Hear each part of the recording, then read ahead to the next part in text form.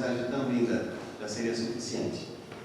Na verdade, todo culto deve ser uma mensagem, tanto do nosso coração para Deus, como o nosso irmão Marcos bem orou, pedindo a presença de Deus, o derramamento do Espírito, a unção do Senhor sobre nós, e nós podemos assim expressar do coração, do mais íntimo da alma, o nosso amor, a nossa adoração ao Senhor, como também tudo que é ministrado, desde o primeiro cântico, deve estar falando ao nosso coração uma mensagem de Deus para nós.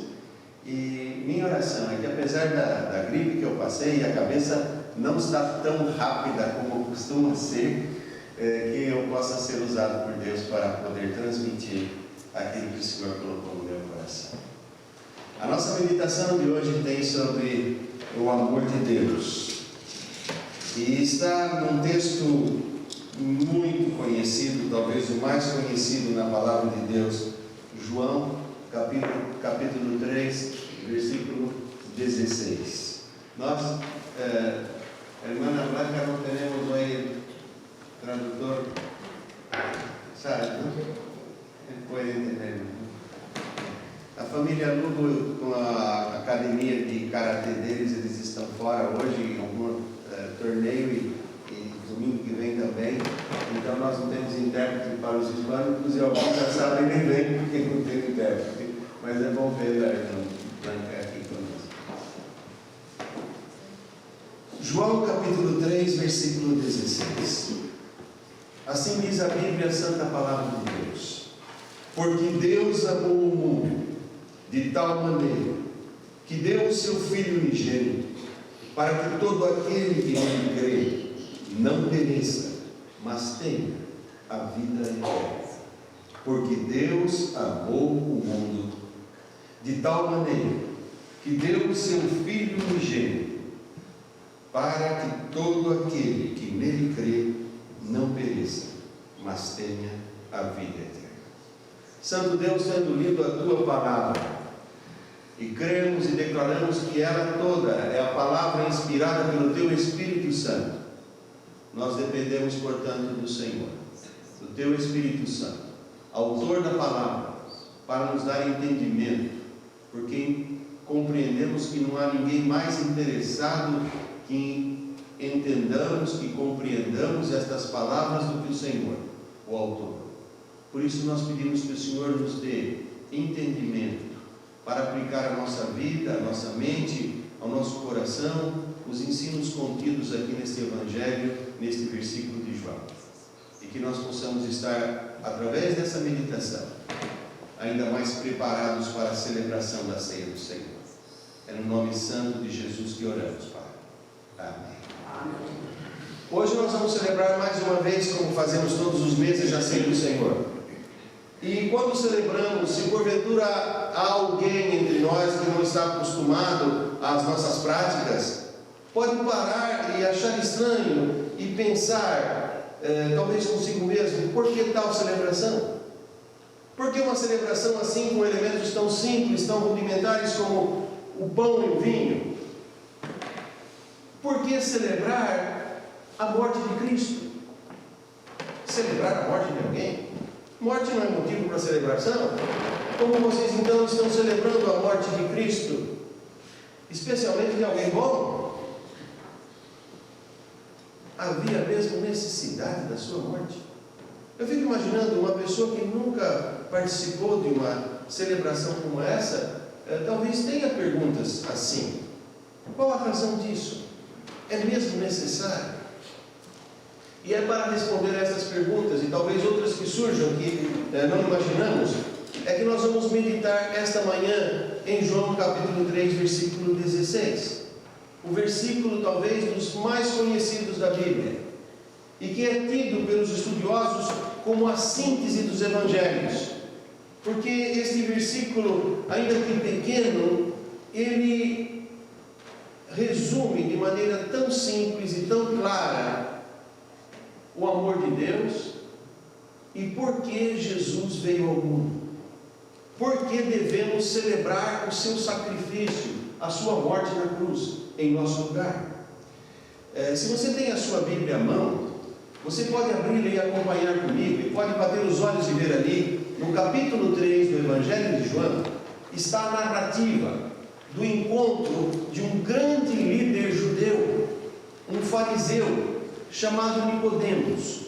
E quando falamos fariseu, não falamos no sentido pejorativo, que como muita gente usa como alguém hipócrita, é um fariseu. Porque aqui estava um homem que pertencia a um grupo político-religioso da nação de Israel, que era dos mais acerrados, mais apegados aos estudos das Escrituras. Um povo que às vezes era até por demais zeloso no cuidado de obedecer à lei. Ele pertencia, portanto, ao grupo político-religioso mais forte dentro do judaísmo. Havia duas seitas dentro do judaísmo naquela época que eram as mais fortes, a dos saduceus e a dos fariseus. E os fariseus eram considerados os mais fortes. Os copistas das Escrituras geralmente eram os fariseus. Então eram pessoas que compreendiam e conheciam muito bem as Escrituras do Velho Testamento. Todavia, esse homem, apesar de cumpridor da lei de Moisés e fazer parte do Sinédrio, que era a corte judia, que exercia autoridade sobre todos os judeus em todo o mundo, então devia ser alguém esmerado no conhecimento da lei. A Bíblia diz que ele foi de noite a Jesus. E nesse capítulo 3 de João, se você não tem a Bíblia agora, pegue em casa e leia. É uma das histórias mais lindas que você pode encontrar e mais claras, explicativas do amor de Deus. Ele foi de noite a Jesus. A Bíblia diz que ele era um dos príncipes dos judeus. E ele foi a Jesus porque ele cria que Jesus tinha uma resposta aos anseios da sua alma. E ele confessou, dizendo: nós sabemos que tu és mestre, vindo de Deus, porque homem nenhum pode fazer os sinais que tu fazes se Deus não for com ele. E ele representava quem? A comunidade? Não, ele representava o Sinédrio. E ele não disse eu sei, ele disse nós sabemos. Então ele estava dizendo nós, do Sinédrio, nós, a alta cúpula, sabemos, porque nós entendemos, nós conhecemos o que é o mestre, e nós sabemos que o Senhor vem de Deus, porque ninguém pode fazer os sinais que o Senhor faz. Somente que a pressão do judaísmo era tão forte contra Jesus, que ele foi de noite, porque tinha receio de ser reconhecido e ser visto pelos seus parceiros. Um mestre indo a Jesus. Vocês que conhecem as Escrituras sabem toda a pressão que os judeus faziam contra Jesus. E ele foi de noite. O versículo 2 do capítulo 3 registra: Nicodemos foi ter de noite com Jesus e disse-lhe: Rabi, bem sabemos que és mestre, vindo de Deus, porque ninguém pode fazer estes sinais que tu fazes, se Deus não for com ele. Jesus, conhecedor dos anseios humanos e conhecedor do motivo que levava Nicodemos até ele, foi direto ao ponto. E Jesus nem sequer disse: obrigado pela cortesia, pelas palavras encorajadoras. Jesus sabia quem ele era, e ele sabia por que Nicodemos foi. E ele logo vai direto ao ponto e fala sobre um novo nascimento, que era necessário nascer de novo. Nicodemos ficou numa situação embaraçosa, desconcertado. E o versículo 9 registra que ele perguntou: como pode ser isso? Pode um homem voltar ao ventre da mãe e tornar a nascer? Jesus explica que, ainda que isso acontecesse, o homem nasceria com os mesmos problemas. Jesus disse: olha, o que é nascido da carne é carne. Quer dizer, se isso acontecesse, não ia resolver, porque você ia nascer com os mesmos problemas, com a mesma tendência para o pecado, com a mesma natureza caída. É preciso nascer do Espírito. E aqui é do Espírito Santo, porque João capítulo 16 diz que o Espírito Santo é que nos convence do pecado, da justiça e do juízo. É o Espírito Santo que converte o coração. E quando nós nos convertemos, a Bíblia diz que nós somos batizados no corpo de Cristo pelo Espírito Santo. Ele nos introduz no corpo de Cristo, a igreja. Então é o Espírito Santo que faz essa obra. E Nicodemos ficou realmente desconcertado. Mas Jesus continuou explicando o que era necessário para nascer de novo. E nessa explicação, Jesus deixou bem claro que o nascer de novo começava por meio de Jesus. E quando chega no versículo 16 que nós lemos, é o clímax de toda essa explicação de Jesus. E aqui nós encontramos a mais bela, a mais clara, a mais profunda e ainda que mais simples explicação, revelação do amor de Deus. João 3,16 é, como eu disse, como o resumo, como a própria Bíblia sucinta em poucas palavras. E por isso nós vamos nesta manhã meditar um pouco em cada palavra de João 3,16. Porque se você tem alguma dúvida, por que celebrar a ceia? Por que Jesus precisava morrer na cruz em nosso lugar? João 3,16. Cada palavra dele explica. E nós encontramos aqui pelo menos 9 pontos. 9 pontos que tornam simples e clara a razão por que nós estamos hoje celebrando a ceia do Senhor. Em primeiro lugar, voltando os olhos para João 3,16, nós encontramos o objeto do amor de Deus. Isto é, a quem Deus direcionou o seu amor. João 3,16 começa dizendo: porque Deus amou o mundo. O mundo é o objeto do amor de Deus. Isto é, toda a humanidade, não somente alguns, não somente as pessoas consideradas boas aos nossos olhos, não só os que supostamente amam a Deus, mas a Bíblia diz: Deus amou o mundo. Deus amou todas as pessoas que nele habitam, as religiosas e as não religiosas, as pessoas de boa índole e até as pessoas de má índole, os bonzinhos e até os criminosos.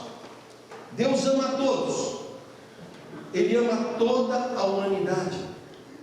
Mas esse amor de Deus é tão especial que Ele ama também a cada indivíduo em particular.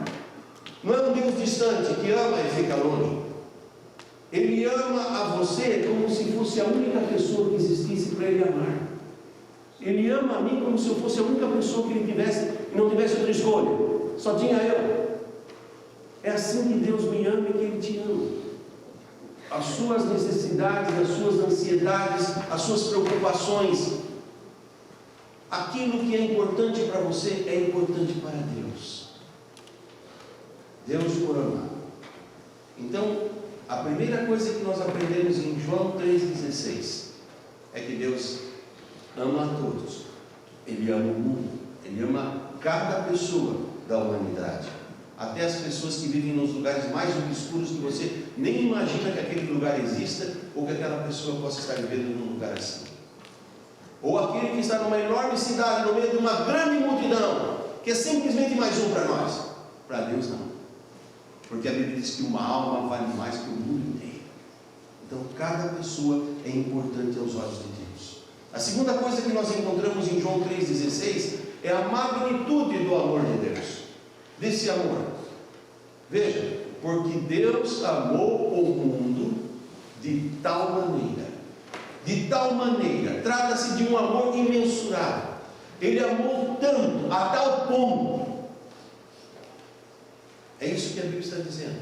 Ele amou de tal maneira, de tal modo, foi tão grande esse amor por nós, que Ele entregou o seu Filho.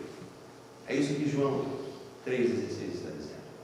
É por causa da grandeza imensurável, impossível de compreendermos e imaginarmos, como alguém podia dar o seu próprio Filho por outros, porque a Bíblia diz que pode ser que por um justo alguém ouse morrer, mas Deus prova o seu amor para conosco, em que Ele deu o seu Filho por nós, e nenhum de nós era justo, porque a Bíblia diz que não há um justo sequer, que faça o bem e não cometa pecado. Isto é, até a pessoa mais justa comete pecado. Então não insistiu sequer. Mas Deus nos amou mesmo assim. A terceira coisa que nós vemos é a expressão do amor de Deus. Porque Deus amou o mundo de tal maneira que deu. Não é um amor só de palavras. Não é um amor como o amor do homem, da mulher, um amor muitas vezes romântico, de palavras bonitas. É um amor que se concretizou na doação, na entrega do seu Filho Jesus. A Bíblia diz: porque Deus amou o mundo de tal maneira que deu. Foi tão imenso, tão grande esse amor, que Ele fez a entrega do seu Filho. E talvez alguém pergunte: mas por que era necessário entregar Jesus? A Bíblia explica isso.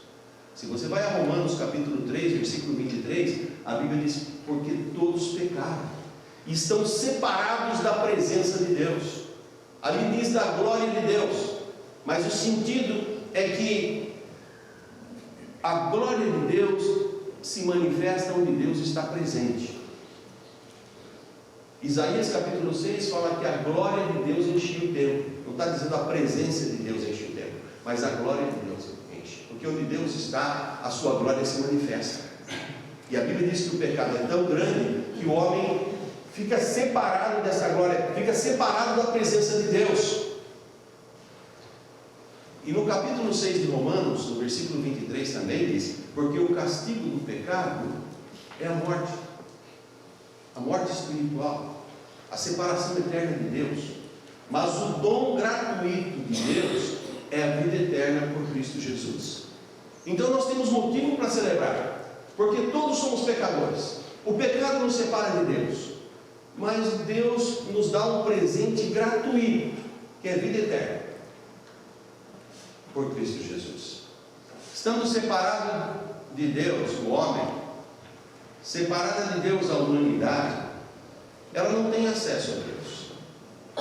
Não tem como o homem caído fazer as pazes com Deus.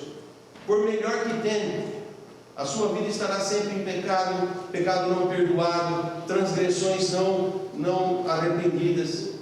E tentando resolver esse problema, qualquer um de vocês conhece a história, povos pagãos ofereciam seus próprios filhos em sacrifícios, ofereciam vidas humanas em sacrifício, e não conseguiram nada,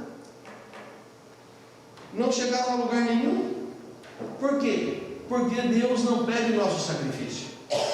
O Senhor diz: misericórdia quero e não sacrifício. Mais é importante que obedeçam a minha palavra do que ofereçam sacrifícios de todos que não têm entendimento algum, diz a palavra de Deus. Então, por quê? Porque Deus sabe que enquanto a pessoa oferecia o seu filho em sacrifício, além de não resolver o problema do seu pecado, porque o seu próprio filho era um pecador, ele ia perder o seu filho para sempre. Então o que Deus fez? Ele ofereceu o seu próprio sacrifício. Diferente dos deuses do paganismo, que as pessoas oferecem sacrifícios para acalmar, aplacar a sua ira, Deus, irado com o pecado, mas cheio de amor pelo pecador, Ele ofereceu o que Ele tinha de melhor. Ele deu o seu filho. O sacrifício faço eu. Vocês tiveram prejuízo? A conta pago eu, mas vamos ficar em paz. Eu pago todo o prejuízo. É como na história do filho pródigo.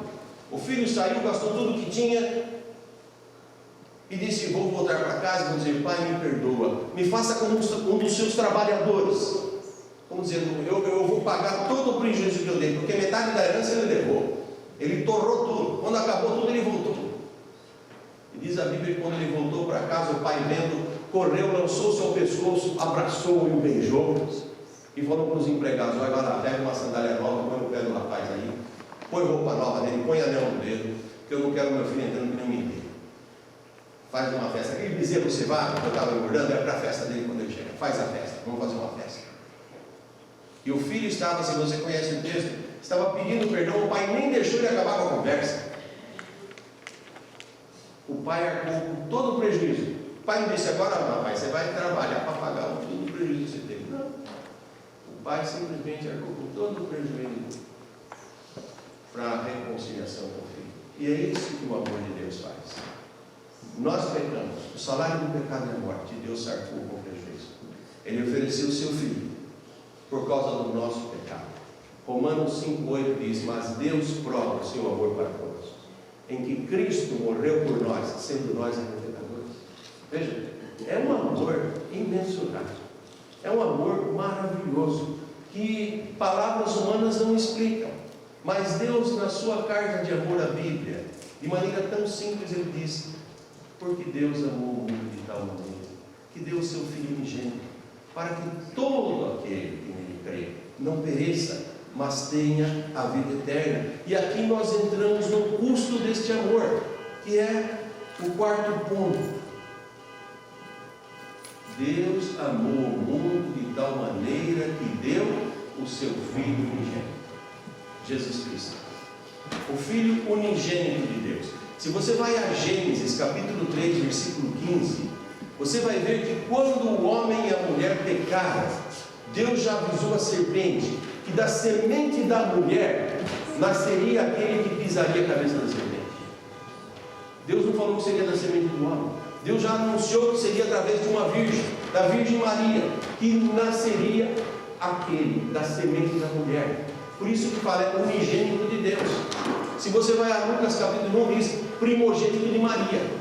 Era o primeiro filho de Maria, ela teve outros, mas de Deus, unigênito, porque Ele é o único filho. Nós somos filhos por adoção. Quando nós recebemos Jesus como Senhor, como Salvador da nossa vida, somos adotados para a família de Deus. Quando nós aceitamos o sacrifício, o pagamento pelo nosso pecado, nós somos adotados à família de Deus. Então há motivo para nos alegrarmos, há motivo para agradecermos, porque antes estávamos perdidos, separados, mas o custo foi altíssimo. Deus deu o seu Filho Jesus Cristo para que tenhamos a vida eterna. Portanto, a nossa salvação é de graça. Efésios capítulo 2, versículo 8 e 9 diz: porque pela graça sois salvos por meio da fé. Isso não vem de vós, não vem de obras, quer dizer, não vem da sua caridade, de nada que você faça, não vem da sua religião, para que ninguém se glorie. É um dom de Deus. A salvação é um dom de Deus. Somente que, por ser de graça, não significa que é barata. Quando você ganha um presente, por mais caro que ele seja, para você é de graça, mas para quem comprou, custou. Alguém pagou por ele. Então a nossa salvação é de graça, mas o alto custo foi a vida de Jesus. Jesus Cristo, o Filho de Deus. Ele deu a sua vida para que nós tenhamos vida. Por isso, cada vez que nós celebramos a ceia, nós celebramos com alegria. Sabe por quê? Porque nós não ficamos lembrando do nosso líder religioso que morreu. Que pena, como seria bom se a gente tivesse conhecido ele.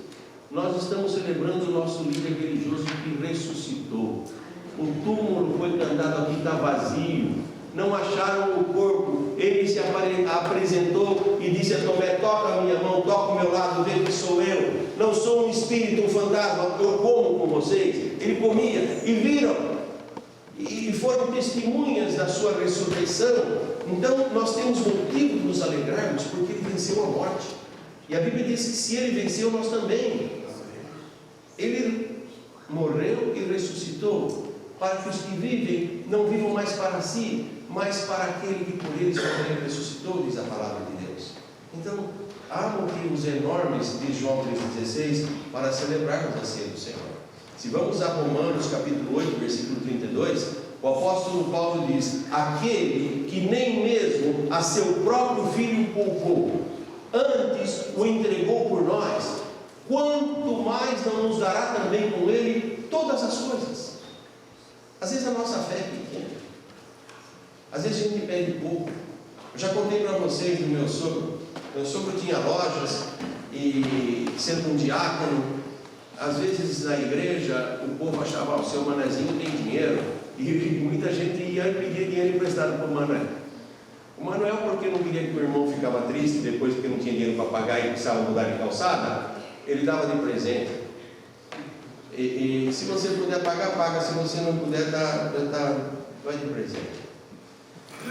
E eu lembro que eu era pastor em Valinhos, ele era meu diácono, e uma vez um irmão veio e acanhado de pouco, o Manuel tirou na hora e deu. Depois que ele foi embora, o seu Manuel falou para mim, pede pouco e nem pouco.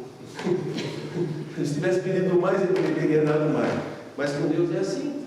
Muitas vezes a gente pede pouco, porque a gente não compreende quão grande é o nosso Deus. O apóstolo Paulo está dizendo, aquele que nem mesmo seu filho poupou, quanto mais não nos dará com ele todas as coisas. Às vezes a gente acha que um problema é tão grande, e a gente já se rende ao problema. Alguém está doente e fala, está velhinho, vai morrer. A gente já aceita, mas se fosse a gente que estava doente, a gente não queria que o outro orasse assim. A gente queria ficar mais um pouquinho, não é? Então nós temos que compreender, a Bíblia diz que aquele que nem o filho dele poupou, nos dará também com ele todas as coisas. Olha, se você dá o seu filho, pode levar o resto. Se um ladrão vem e leva a vida do seu filho, o resto pode levar. O que você tinha de mais precioso era o filho.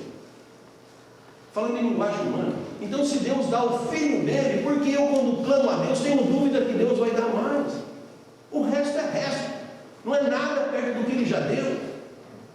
Por isso nós podemos ver uma vida cristã de vitória, de alegria, de saber que o próprio Deus diz, olha, se vocês sendo maus sabem dar boas coisas aos seus filhos, quanto mais vosso Pai Celestial dará àqueles que lhe pedirem.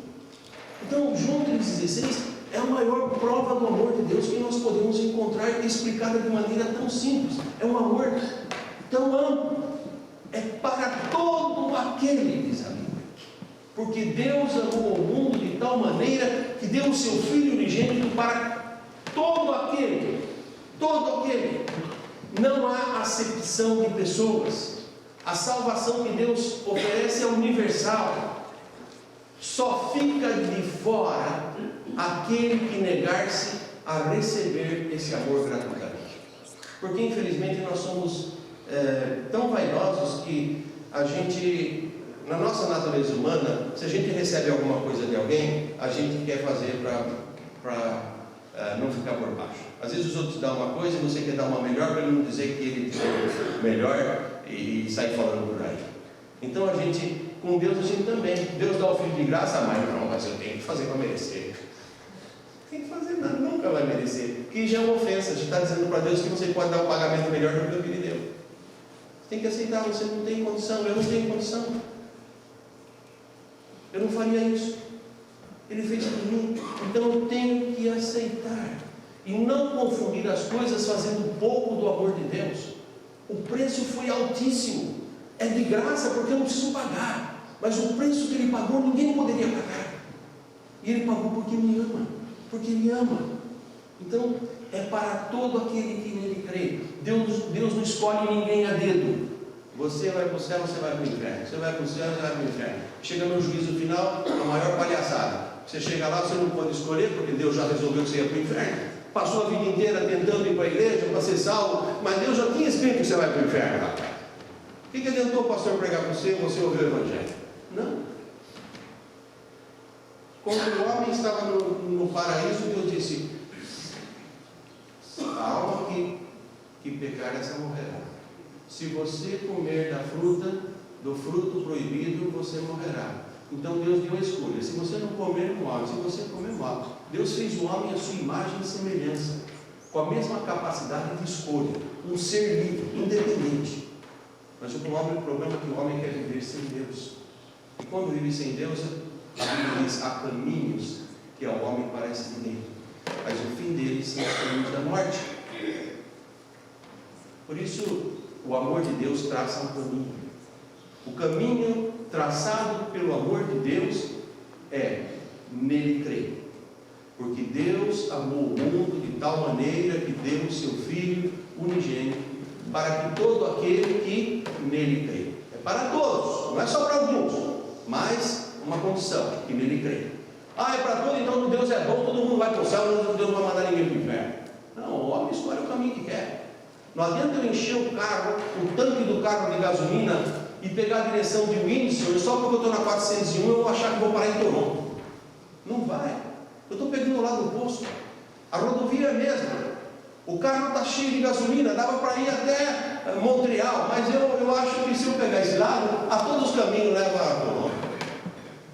Como muita gente diz, todo caminho leva a Deus.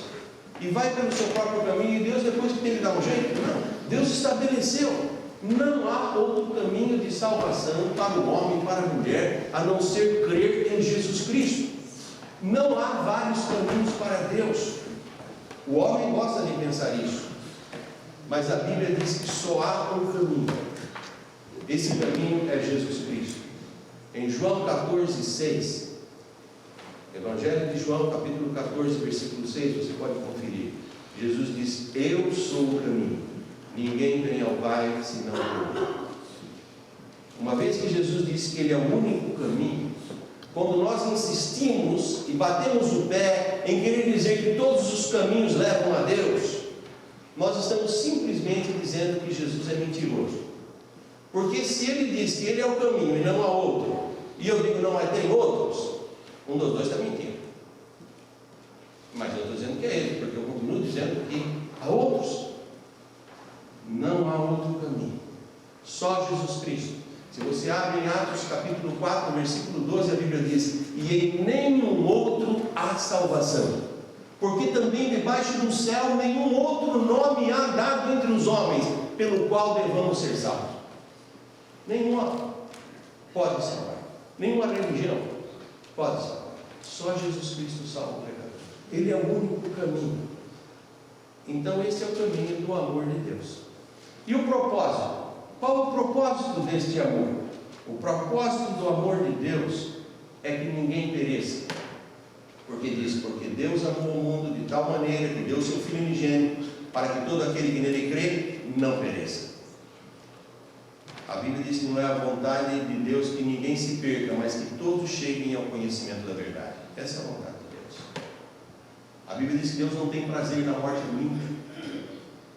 Deus quer que todos cheguem ao conhecimento da verdade. Nós gostamos muito de João 3,16, mas nós precisamos ler João 3,17. 3,17, Jesus diz: porque Deus enviou o seu Filho ao mundo, não para que condenasse o mundo, mas para que o mundo fosse salvo por ele. Então a vontade de Deus é que todos se arrependam e sejam salvos. Então nós podemos celebrar a ceia assim com alegria, porque ele é a expressão do amor de Deus.